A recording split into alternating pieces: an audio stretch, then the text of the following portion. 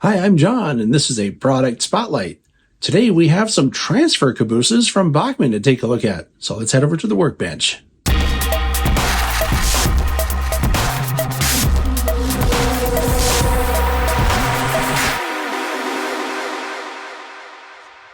All right, so here's what we're looking at today.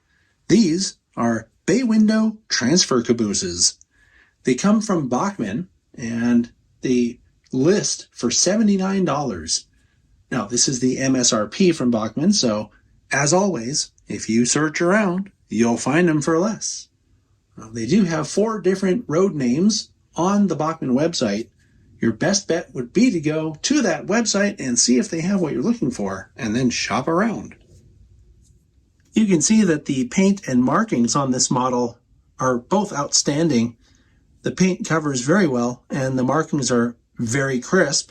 I was able to make out all of the writing, including what's in the COTS block down here. Something else that I'm really liking about this model is all that red pinstriping. It's everywhere you look, from rails over here to the sill stripe to the little safety stripes on the step well. That's pretty cool. Due to limitations with the camera, I can't make everything be in focus all at the same time, so I'm going to have this focused on the detail up in here first, so you can see it. You can see that the windows are in fact glazed. And then we'll look at the really end now. I'm really digging how the rails are all red. That's pretty cool.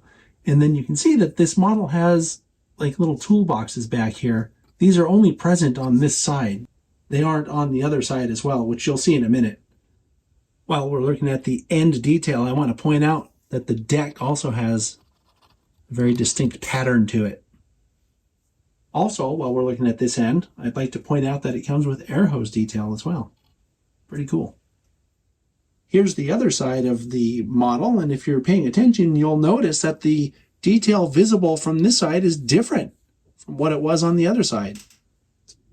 And now here's a quick look at the other end of the model with all the same kind of detail, including the air hose, separately applied brake wheel, and such. There really isn't a whole lot to look at on the top of the model, but in the interest of being thorough, I think I need to show that to you as well.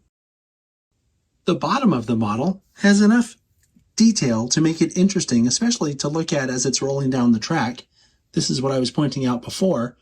This is what's visible when you look at it from this side. This is what's visible when you look at it from this side as it rolls down the track. And of course, all of this brake rigging down here is separately applied. Looking from this angle, you can see that it comes with these metal wheels, and the couplers are in fact body mount knuckle couplers. Now here's a quick look at the underside of the Southern Pacific model. And since I have 2 of these, we're going to go in reverse order with this one. As we're looking at the top of this model, I will point out that the smoke jack is a separately applied part, as well as this little piece here. I think that's some kind of antenna.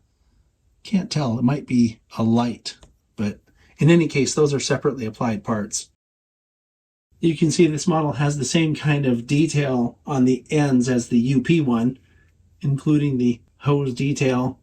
I didn't mention it because I always like to have something to mention when we come on with the second one, and that is that these are separately applied curved grabs here, and all of this grab detail appears to be separately applied.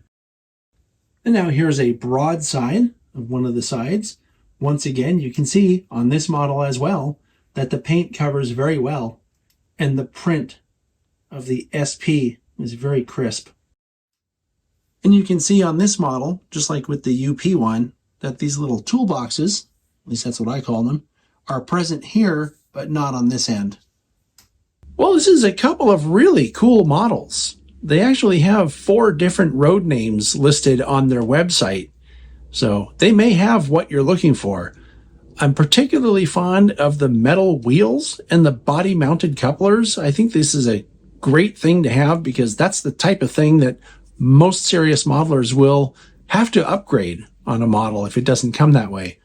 I also like that they put those toolboxes on only one side and not the other, sort of differentiating one end from the other. I don't know. There's something about that that seems more realistic to me. So good job, Bachmann. I'll see you all next time.